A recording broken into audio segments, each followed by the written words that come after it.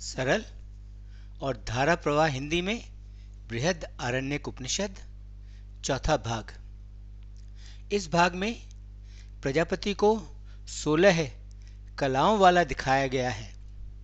आत्मा को प्रजापति के रूप में पहचानना, प्रजापति का विश्व को अपने लिए अन्न के रूप में सृजन करना, 3 लोक और उन्हें जीतने के तरीके और जगत की त्रिगुणात्मक प्रकृति, ये सब इस भाग में है। उपनिषद मधुकांड, पहला अध्याय, 5वां ब्राह्मण। प्रजापति ने तप और ज्ञान से 7 प्रकार के अन्न पैदा किए और उन अन्नों को उसने इस प्रकार बांटा। एक प्रकार का अन्न उसने सब जीवों के लिए रखा, वह सबके लिए बराबर था। 2 प्रकार के अन्न उसने देवों के लिए रखे, 3 उसने अपने लिए रखे और 1 उसने पशुओं के लिए रखा। इसी अन्न में सब कुछ आश्रित है, इसी पर सब कुछ टिका हुआ है। वह जो श्वास लेता है और वह जो श्वास नहीं लेता। फिर वह अन्न कम क्यों नहीं होता, जबकि वह हर समय और लगातार खाया जाता है। वह जो अन्न की इस अनश्वरता को जान लेता है, वह प्रतीक रूप में अपने मुंह से अन्न खाता है। वह देवों को प्राप्त होता है, वह शक्ति व ताकत पर जीता है। यह श्लोक इसी का प्रतीक है।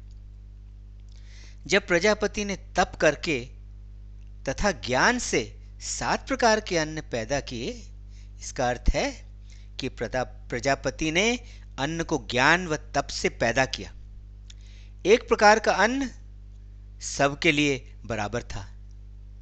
इसका अर्थ है कि उसका यह अन्न जो खाया जाता है, वह वो साधारण अन्न है जो सबके द्वारा खाया जाता है। जो इस साधारण अन्न को खाता है, जो इसकी उपासना करता है, वह पाप तथा दुष्टता से छुटकारा नहीं पाता, क्योंकि उसका यह अन्न मिश्रित है। 2 उसने देवों के लिए रखे, ये हैं हुत और प्रहुत, अग्नि यज्ञ और आहुति या चढ़ावा।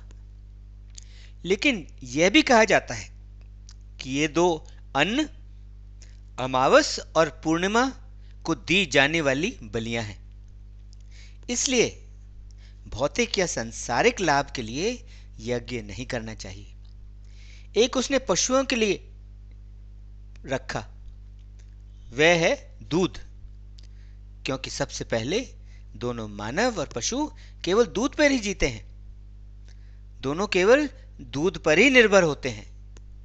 इसलिए नवजात शिशु को सबसे पहले या तो घी चटाया जाता है या फिर उसे मां का दूध पिलाया जाता है। ऐसे ही नवजात बछड़े के बारे में कहा जाता है कि वह घास नहीं खाता। जो कुछ भी श्वास लेता है और जो कुछ भी श्वास नहीं लेता, वे सब इसी में आश्रय पाते हैं, वे सब इसी में टिकते हैं। यह कहा जाता है कि 1 साल दूध की आहुति या दूध का चढ़ावा देने के बाद व्यक्ति मृत्यु पर विजय पा लेता है। लेकिन व्यक्ति को ऐसा नहीं सोचना चाहिए, क्योंकि वह जो यह जानता है, वह तो मृत्यु पर उसी दिन विजय पा लेता है जब वह पहले दिन आहुति देता है, क्योंकि ऐसा करने से वह अपना सारा अन्न देवों को प्रस्तुत कर देता है। वे क्यों नहीं कम होते, जबकि वे निरंतर खाए जा रहे हैं। इसका अर्थ है कि इस अन्न को पैदा करने वाला प्रजापति अनश्वर है और वह इस अन्न को लगातार बनाता या पैदा करता रहता है। वह जो प्रजापति की इस अनश्वरता को जानता है, इसका अर्थ है कि प्रजापति अनश्वर है और यह अन्न वह अपने कर्म के रूप में निरंतर ध्यान लगाकर पैदा करता रहता है। यदि वह ऐसा ना करे तो उसका अन्न समाप्त हो जाएगा। मुंह प्रतीक है, वह अन्न को मुंह से खाता है। वह देवात्म भाव को प्राप्त होता है और ऊर्जा या अमृत पर जीता है। यह उसकी प्रशंसा है, अर्थ नहीं। 3 उसने अपने लिए बनाई, वे हैं मन, वाणी तथा श्वास या प्राण। ये तीन प्रजापति ने अपने लिए बनाए। कहते हैं, मेरा मन कहीं और था, मैंने वह देखा नहीं। मेरा मन कहीं और था, मैंने वह सुना नहीं। वास्तव में वह मन ही है जिससे देखा जाता है, और वह मन ही है जिससे सुना जाता है। इच्छा, संकल्प, शंका, श्रद्धा तथा श्रद्धा का अभाव, स्थिरता तथा स्थिरता का अभाव, लज्जा, बुद्धि, भय, ये सब कुछ तो मन ही है। इसलिए जब किसी की पीठ को भी छुआ जाता है तो वैसे मन से ही महसूस करता है। जो भी ध्वनि है वह केवल वाणी है। वास्तव में इसी से हम पदार्थों को पहचानते हैं, लेकिन यह स्वयं नहीं पहचानी जाती।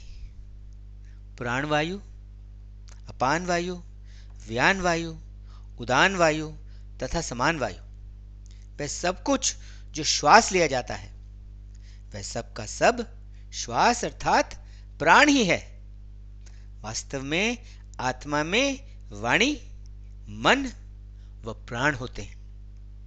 यही तीन लोक भी हैं। वाणी पृथ्वी या जगत है, मन आकाश का लोक है, और श्वास या प्राण स्वर्ग का लोक है। यही तीन वेद भी हैं।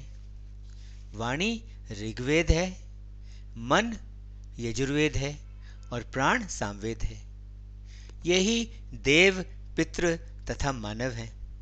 वाणी देव है, मन पितृ है, और प्राण मानव है।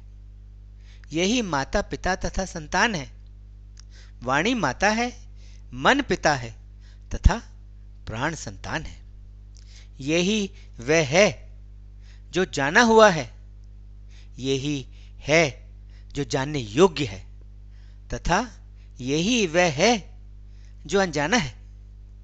जो कुछ भी जाना हुआ है वह सब तो वाणी का ही एक रूप है, क्योंकि वाणी जानने वाली अर्थात ज्ञाता है, और यही वाणी जाना हुआ ज्ञान बनकर जानने वाले ज्ञाता की रक्षा करती है।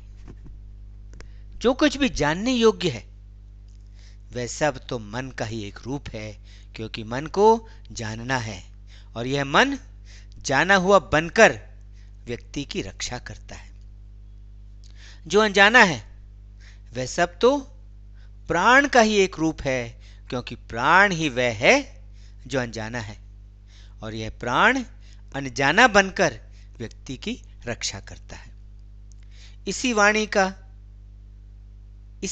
का ही यह पृथ्वी शरीर है। इसके प्रकाश का रूप अंतरिक्ष की अग्नि है। जहां तक वाणी की पहुंच है वहीं तक पृथ्वी है, वहीं तक यह अग्नि है। इस मन का स्वर्गलोक शरीर है, और सूर्य उसका प्रकाश रूप है। जहां तक मन की पहुंच है वहीं तक स्वर्गलोक है, वहीं तक सूर्य भी है। ये दोनों अग्नि और सूर्य एक दूसरे से मिल गए, वे एक हो गए, और उनके उस मिलन से प्राण पैदा हुआ। वह सर्वश्रेष्ठ अधिष्ठाता परमेश्वर इंद्र है। वह बिना शत्रु के है। वास्तव में दूसरा व्यक्ति ही शत्रु होता है। वह जो इसे जान लेता है उसका कोई शत्रु नहीं होता। इस प्राण का जल शरीर है। इसका प्रकाश रूप चंद्रमा है। जहां तक प्राण की पहुंच है वहां तक जल है, और वहां तक चंद्रमा भी है। ये सब एक जैसे ही हैं, सभी अनंत हैं, सभी असीम हैं। जो भी इन्हें सीमित समझकर इन पर ध्यान लगाता है वह सीमित जगत या सीमित लोक को पाता है, लेकिन वह जो इन्हें अनंत और असीम समझकर ध्यान लगाता है वह अनंत और असीम लोक पाता है। वह प्रजापति 12 महीनों वाला साल है, और उसकी 16 कलाएं हैं। रातें उसकी बदलने वाली 15 कलाएं हैं, और उसका स्थिर भाग, उसका कभी भी न बदलने वाला भाग, उसकी 16वीं कला है। अपनी रातों में ही वह कम होता है और बढ़ता है। नए चंद्रमा की रात को अर्थात अमावस को वह अपने स्थिर भाग या अपनी 16वीं कला से सभी श्वास लेने वाली वस्तुओं में प्रवेश करता है और वहां से अगले दिन में वह जन्म लेता है। इसलिए उस रात को किसी भी श्वास लेने वाले का श्वास नहीं काटना चाहिए, उसकी मृत्यु नहीं करनी चाहिए, चाहे वह छिपकली ही क्यों ना हो। यह उस देव के सम्मान के लिए है। वास्तव में जो व्यक्ति यह जान लेता है वह स्वयं 16 कलाओं वाला प्रजापति है, जो 12 महीनों वाला साल है। धन दौलत में ही व्यक्ति घटता बढ़ता है। यही व्यक्ति की बदलने वाली 15 कलाओं के अधीन है, वो ही घटती बढ़ती है। वह जो आत्मा है, वह व्यक्ति के अंदर का स्थिर और पक्का केंद्र है, वही उसकी 16वीं कला है, जो उसकी खूंटी है। धन दौलत तो व्यक्ति का बाहरी और बदलने वाला आवरण है। इसलिए यदि कोई अपना सब कुछ भी खो देता है तो लोग कहते हैं कि उसने केवल अपने बाहरी आवरण ही खोए हैं, जो फिर प्राप्त हो सकते हैं, जो फिर बनाए जा सकते हैं। वास्तव में 3 ही लोक हैं, मनुष्य लोक, पितृलोक और देवलोक। मनुष्य लोक को पुत्र द्वारा ही प्राप्त किया जा सकता है, किसी और कर्म या अन्य साधन द्वारा नहीं। पितरों का लोक कर्म कांड की क्रियाओं द्वारा और देवलोक का लोक ज्ञान द्वारा प्राप्त किया जा सकता है। देवलोक सब लोकों में सबसे श्रेष्ठ है, और चूंकि सबसे श्रेष्ठ देवलोक को ज्ञान द्वारा प्राप्त किया जाता है, इसलिए ज्ञान की बड़ाई और प्रशंसा की जाती है। अब हम आने वाली पीढ़ियों को बनाए रखने की परंपरा पर आते हैं। जब व्यक्ति को लगे कि उसकी मृत्यु होने वाली है और वह संसार से जाने वाला है, तब वह अपने पुत्र से कहता है, तुम ब्रह्म हो, तुम यज्ञ हो और तुम जगत हो। पुत्र उत्तर देता है, मैं ब्रह्म हूं, मैं यज्ञ हूं और मैं जगत हूं। वास्तव में जो भी शिक्षा ग्रहण की है, उस सब को एक मानकर कि वही ज्ञान है, वही ब्रह्म है, और जो भी यज्ञ किए हैं, उन सब को एक मानकर कि वह सब ही जगत है। यही वास्तव में सारी सृष्टि है। पुत्र ही सारी सृष्टि है, और क्योंकि यह पुत्र सारी सृष्टि है, वही मुझे दुनिया के संबंधों से बनाए रखेगा, ऐसा पिता सोचता है। इसलिए लोग ऐसे पुत्र को, जो अच्छी तरह शिक्षित है, जगत से पार कराने वाले कहते हैं, और इसलिए वे पुत्र को शिक्षा देते हैं। ऐसे जानने वाला व्यक्ति अपनी मृत्यु के बाद संसार से प्रयाण कर अपने प्राणों सहित अपने पुत्र में प्रवेश कर जाता है। जो भी उसने अपने जीवन में गलत या अनुचित किया हो या ना किया हो, उसका पुत्र उसे उस सब से मुक्त करा देता है। इसलिए वह पुत्र कहलाता है। अपने पुत्र के कारण पिता इस संसार में प्रतिष्ठित होता है और दृढ़ खड़ा रहता है। तब उसमें वे दिव्य अमर प्राण प्रवेश करते हैं। पृथ्वी और अग्नि से दिव्य वाणी उसमें प्रवेश करती है। वास्तव में वह दिव्य वाणी ही है, जिसकी वजह से जो कुछ भी व्यक्ति कहता है, वह सब कुछ पूरा हो जाता है।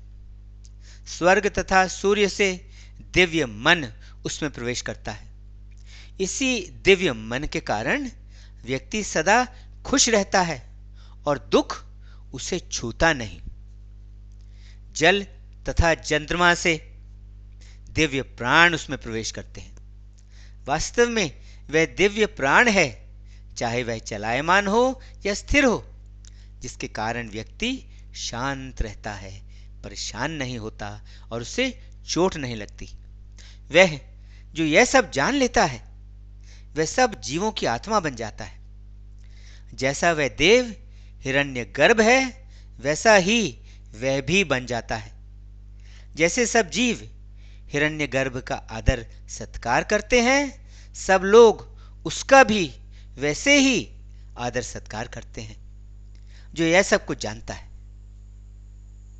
जो भी कष्ट, जो भी दुख दर्द जीव भोगते हैं वे सब उन्हीं के पास रह जाते हैं। पाप या दुष्टता देवों को कभी नहीं जाती। अब हम ध्यान की उपासना की बात करते हैं, अर्थात व्रत का विचार करते हैं। प्रजापति ने कर्म की इंद्रियों को उत्पन्न किया। वे पैदा होने के बाद एक दूसरे से झगड़ने लगे। वाणी ने संकल्प किया, मैं बोलती जाऊंगी। आंख ने, मैं देखती जाऊंगी। कान ने, मैं सुनता जाऊंगा। ऐसे ही हर इंद्रिय ने अपने अपने विषय के बारे में यही संकल्प किया। तब मृत्यु ने थकान बनकर इन सब को अपने काबू में किया।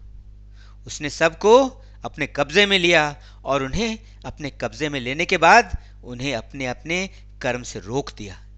इसलिए वाणी थक जाती है, आंख थक जाती है, कान थक जाते हैं और फिर वे अपना काम नहीं कर पाते। लेकिन मृत्यु ने जो बीच का श्वास प्राण है उसे अपने कब्जे में नहीं लिया।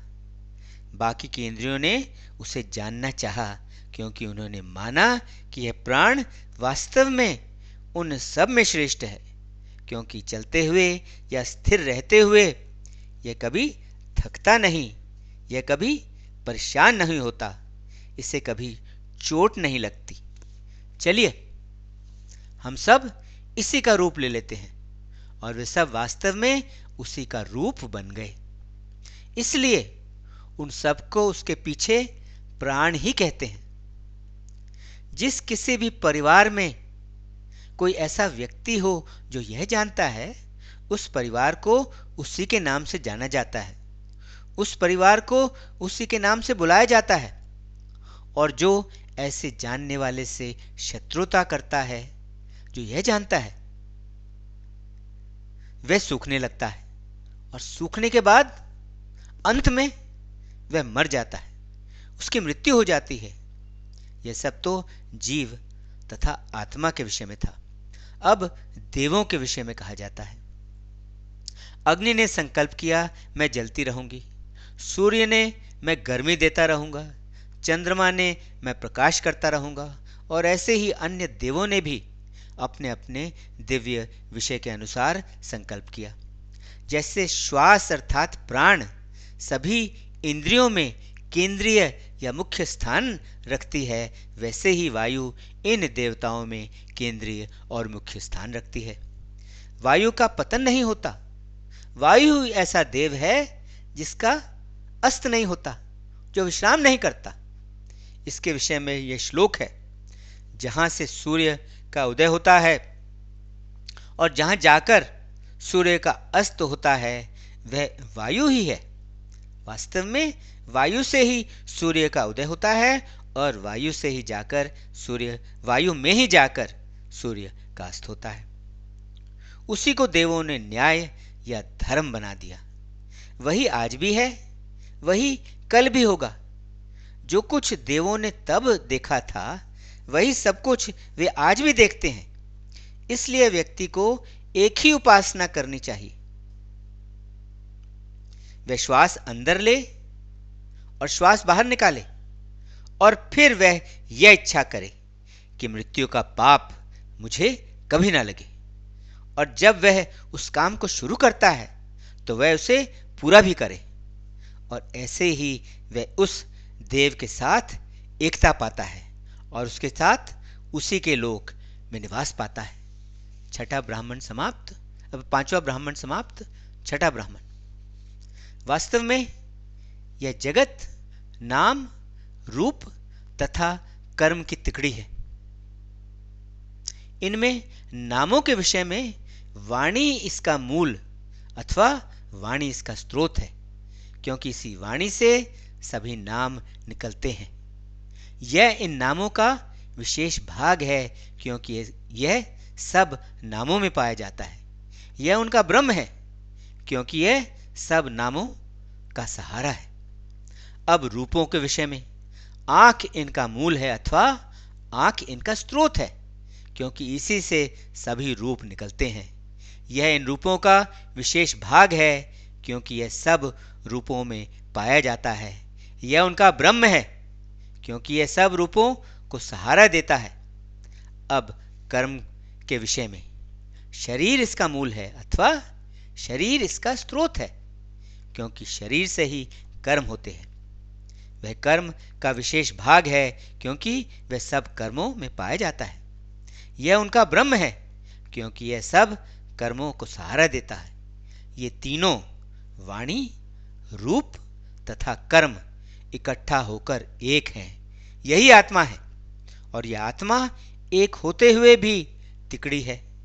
यह जो अमर है उस पर सत्य का पर्दा है। वह सत्य से ढका हुआ है। प्राण वास्तव में अमर है।